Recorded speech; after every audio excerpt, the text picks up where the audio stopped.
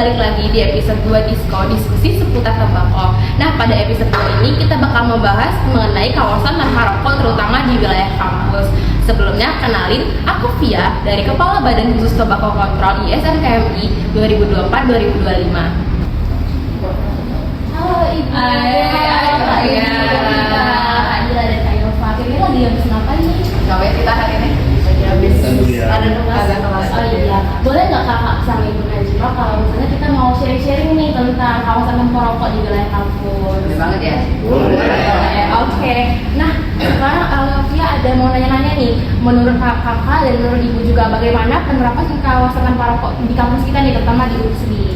Alhamdulillah kalau kawasan tanpa rokok di Universitas Sriwijaya sudah berjalan dengan baik. Jadi dari pihak rektor juga menyerahkan hak prerogatif ke tiap fakultas untuk mengembangkan kawasan tanpa rokok. Jadi kalau kakak lihat kalau di Universitas Sriwijaya itu ada logo kawasan tanpa rokok dan dalam rangka menuju kampus sehat karena tiap tahun kita ada lomba nih di Unsri kakak. Jadi memang ada penilaian untuk lomba kampus sehat termasuk salah satu kriterianya ada kawasan tanpa rokok.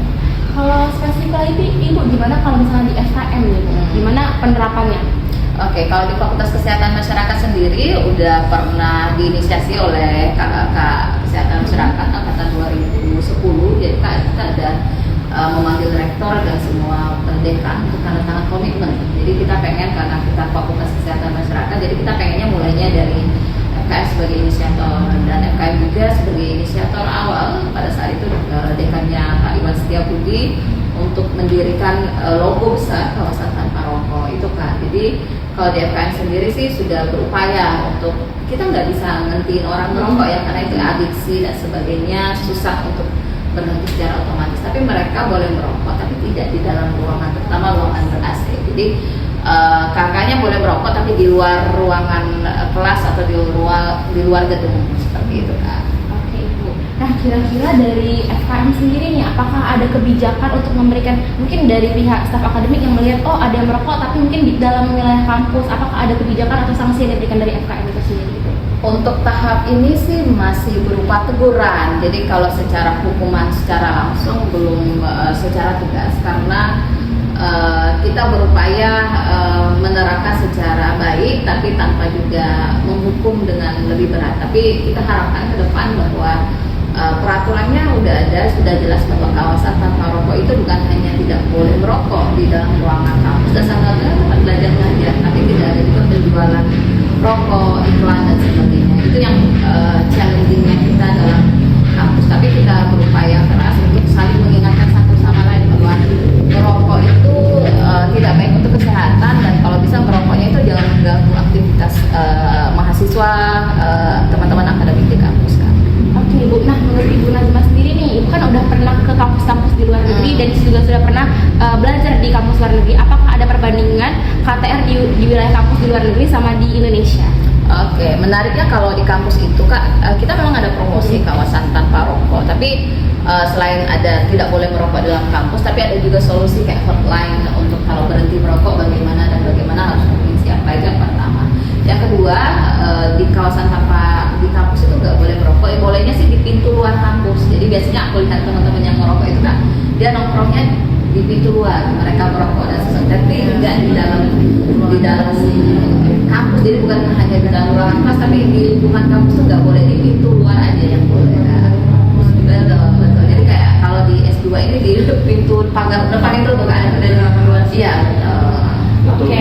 Kita juga ada hotline untuk berhenti merokok dari Kementerian Kesehatan. Tapi kendalanya mungkin untuk ketemu langsung atau masyarakat masih kesulitan karena di Kota Palembang sendiri itu belum ada klinik-klinik yang untuk usaha berhenti merokok yang aktif gitu.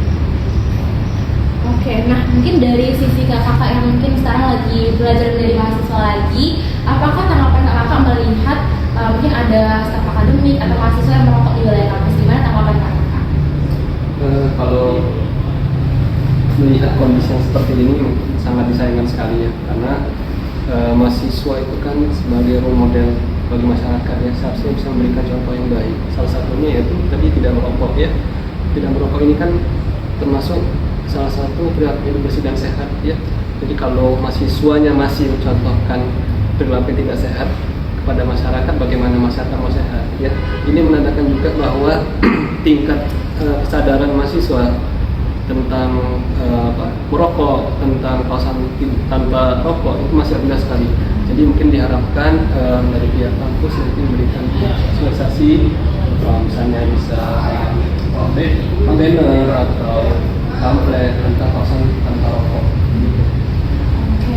Nah, bagaimana nih Kak kita sebagai generasi muda, terutama kita kan mahasiswa kesehatan masyarakat, untuk berkontribusi dalam memberikan edukasi kepada masyarakat tentang kawasan tanpa rokok ini sendiri? Oke, siapa ada ide nih satu-satu boleh? Kayak Kalau dari aksi kan kita sekarang ini banyak generasi muda yang menggunakan sosial media. Kita bisa menggunakan sosial media itu untuk promosi, untuk sosialisasi tentang lingkungan-lingkungan yang boleh nih ini kawasan tanpa rokok, yang ini kawasan boleh merokok. Itu kalau dari saya aja ya, nggak kalau dari teman-teman boleh. Kalau dari saya sih kan kita ada namanya hari tanpa rokok Iya, nasional. betul. Nah itu kita bisa membuat kayak event-event atau edukasi-edukasi ke masyarakat mengenai larangan rokok, bahaya rokok di lingkungan, terutama di lingkungan kampus sendiri kan. Jadi kalau Fitra. Idem ya, mungkin kita lebih ke mau pemanfaatan teknologi ya. Kemudian kita mungkin perlu bentuk kayak sosial ini ya. Ada penjaga sosial dari mahasiswa mungkin untuk menjaga lingkungan biar kita terbebas rokok. Kita melakukan pengawasan bersama. Jadi kayak dilaporin Dia dilaporin, mungkin laporannya ke sesama teman dulu. Nih, kita tahu nih ngerokok di kampus itu ya, untuk memberikan efek malu dulu lah ke sama teman-teman kita atau mungkin ada orang-orang kampus gitu. Tapi dengan syarat yang laporin dilindungin ya, Ya. identitasnya. Oke. Nah, seperti yang udah dijelaskan sama Kak Dila tadi, kita sebagai generasi muda biasanya menggunakan sosial media ya Kak. Nah, apakah ada strategi efektif dalam menggunakan media sosial untuk kita memberikan wadah kepada mereka dalam mengkampanyekan program KTR ini? Kalau dari kita bisa bikin kayak jenis organisasi yang kita buat untuk mengingatkan tentang kawasan tanpa rokok itu, untuk orang-orang yang merokok itu kayak di sini nih boleh merokok, tapi diberitahu secara baik-baik. Takutnya kan sekarang ini orang ini kan kalau diberitahu secara kasar, ya dia juga makin kasar tuh. Jadi kita lebih baik secara baik-baik, dan kalau memang belum didengarkan juga kita ajak orang-orang buat mengingatkan itu bareng-bareng dengan secara mungkin cara-cara yang lain gitu. Kalau kontennya gimana? Konten media sosial biar enak untuk anak muda gitu. mungkin seperti kampanye untuk kawasan-kawasan tanpa rokok, atau mungkin kampanye untuk mengurangi kebiasaan merokok atau mengganti rokok tadi dengan hal-hal yang bisa membuat mereka tuh lama-lama bisa berkurang gitu. Saya punya ide untuk konten. Kalau selama ini sudah ada untuk sosialisasi atau edukasi lah ya, kepada masyarakat tentang rokok ini, rokok ini bahaya, rokok ini bahaya, ini bisa bisa. Nah mungkin untuk anak-anak muda, pendekatan kita bukan ke ancaman, tapi kita kasihkan harapan apa? Kalau orang tidak merokok, hidupnya lebih sehat, mungkin tubuhnya lebih bagus. Nah, mungkin itu lebih menarik ya untuk para anak muda. Pesan positif Pesan positif ya. yang kita sampaikan. Kak Dedi.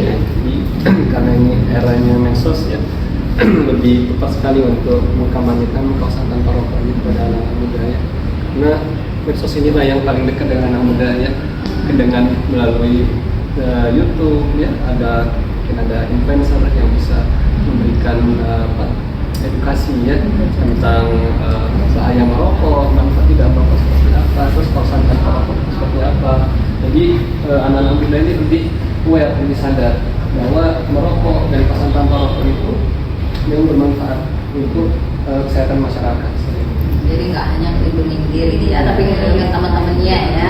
Oh, berarti dimulai dari kita sebagai generasi muda itu seperti membentuk suatu komunitas ya Kak, untuk gerakan untuk memberikan edukasi, bukan lebih ke ancaman ya Kak, lebih ke memberikan gambaran positif ketika dia tidak merokok. Nah, untuk mungkin dari kakak nih, dari ibu dan kakak ada nggak pesan untuk menciptakan lingkungan sehat seperti penerapan KTR ini, pesan untuk generasi muda, terutama kita untuk mahasiswa Kesmas dan mahasiswa Kesmas juga, untuk bukan hanya menerapkan KTR ini sekedar cuman kebijakan, tapi juga pemanfaatannya di kehidupan sehari-hari. Ya pastinya kalau dari saya, kalau lo nggak merokok, lo ngelindungin diri lo dan keluarga lo dan temen lo. kalau saya merokok itu merusak diri.